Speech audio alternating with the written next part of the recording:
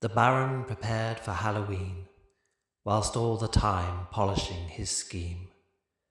A plan was hatched in his evil mind, a threat to the world and all humankind. The Baron's terror bubbled and boiled, his horrible minions all gathered and toiled.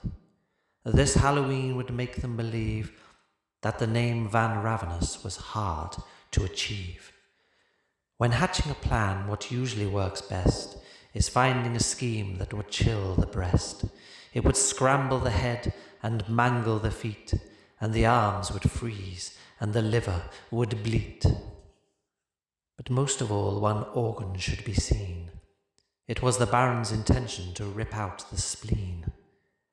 Now the Baron had planned the way this would go. The first thing to do was to put on a show.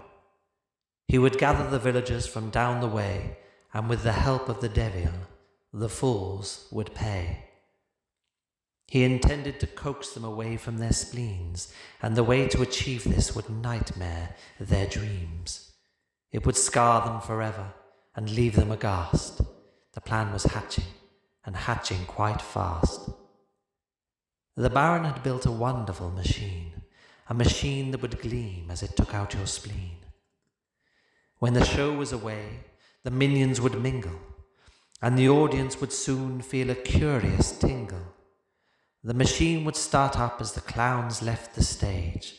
Their next act commences with the lowering of the cage. The cage was a feature in many of his schemes.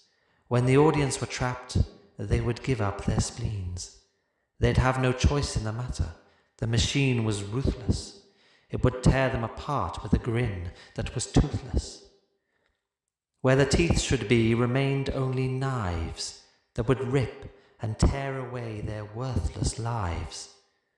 Now the floor of the plot came springing to life.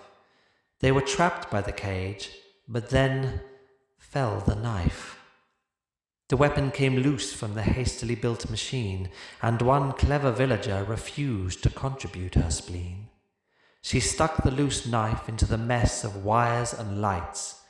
The Baron looked on and gave himself the frights.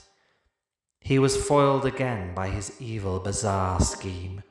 As the cage opened, he ran, in case they ripped out his spleen. Back to the drawing board the Baron would go. There were plenty more holidays to put on a show. The villagers would keep coming, gullible as they were, and one time he would succeed in creating pure terror.